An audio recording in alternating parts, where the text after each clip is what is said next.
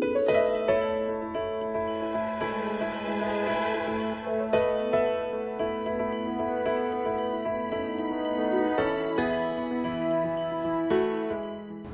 ba kayo sa tulog? Laging puyat. Anong gagawin? Magbibigay tayo ng tips para gumanda ang tulog nyo. Pero, meron muna tayong tips para laging gising sa klase at gising sa trabaho. Tingnan mo, Doc Lisa. Ayan, dapat makatulog ka para gising, no? Pero, minsan, puyat ka eh. Huwag kumain ng marami bago ang klase. Aantukin ka, hindi ka makakasagot sa school. Pwede kang magbuhos ng malamig na tubig sa muka para gumising. Diba? Magising-gising. Ang kape, pwede siguro 2 tasang kape, pero hanggang 2 lang, pampagising yan sa umaga. Sit up straight, huwag nakaslouch. Ito pa, pwede kang mag-chewing gum para gising. At pwede kang makisali sa classroom. Sumagot-sagot ka sa teacher, di ba? Mag-recite ka para magising ka, may stress ka doon, di ba? At pwede ka mag-nap in between. So ito, yung mga tricks natin, upo lang, galaw-galaw, at sagot na sagot, para mas gising ka kahit puyat ka.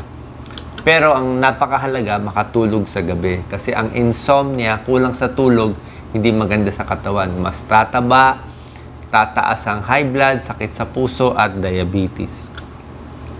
Maraming tao hindi makatulog. Sa babae, 60%, 6 sa 10 hindi makatulog. Sa lalaki, 5 sa 10 hindi makatulog. Bakit hindi tayo nakatulog sa gabi? Dami iniisip, daming stress, utang, problema, away, walang partner, lahat yan stress.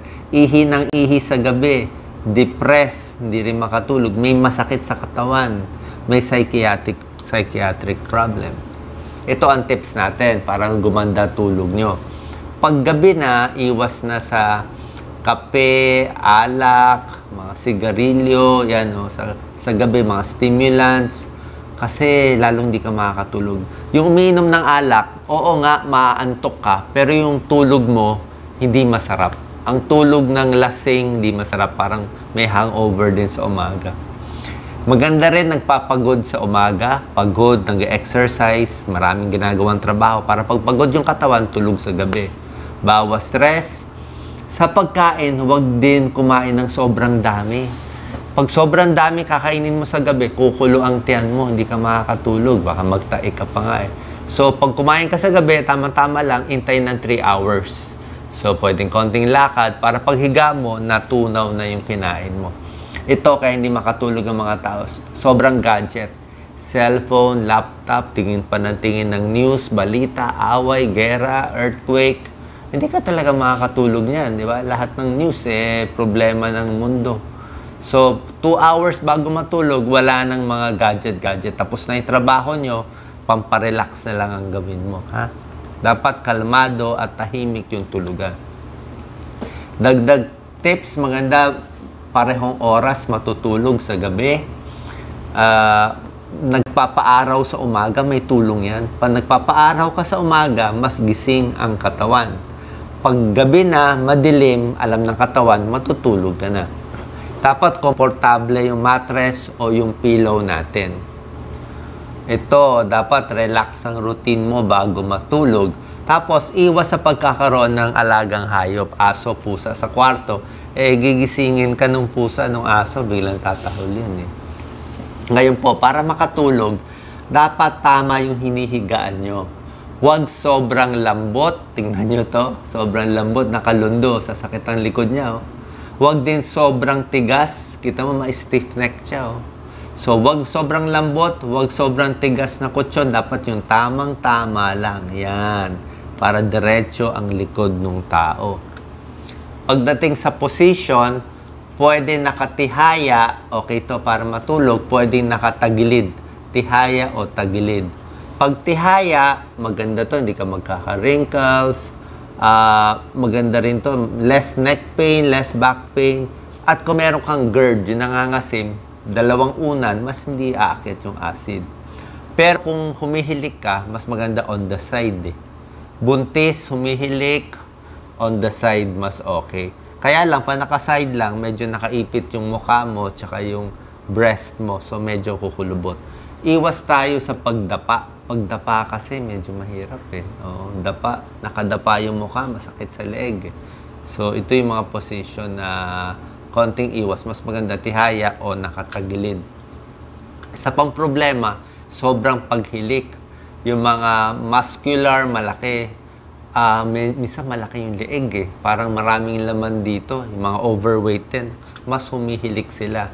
Yung mga may sipon, may allergy, yung may barado dito sa lalamunan, mas humihilik. Ito, may mga tao, malaki yung tonsils. Kaya kulang, lalo na pag nakahiga na, nagsasara yan. Meron din nakababa yung uvula, yung pinakalaman dito, yan, oh, nakababa siya. So may abnormality. May tao din overweight, like mataba, malaki yung leeg. Pag nakahiga, pwedeng magbara yung daanan ng hangin. Ito, maganda yung daloy ng hangin. Siyempre, humihinga tayo kahit tulog eh. Pero pag masyado siyang tulog, relax, baka magbagsak to, hindi pumasok yung hangin. Ang tawag dito, obstructive sleep apnea. Delikado to. Yung pag natutulog, hindi na makahinga. Kasi nga, nag-relax masyado yung muscle dito, yung mga laman, nagsara yung daanan sa paghinga.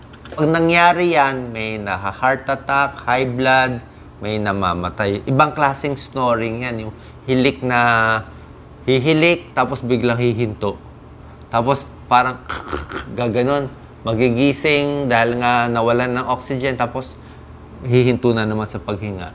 Merong mga test yan. Papatest tayo sa pulmonologist, merong mga sleep clinic, at merong mga gadgets na kinakabit para sa may sleep apnea. Pero meron tayong home remedy, yung talagang hindi magandang paghilik. Huwag mo na uminom ng alak bago makatulog, di ba? Kasi sobrang relax eh. Baka lalo magbara. Kung may allergy, gamutin.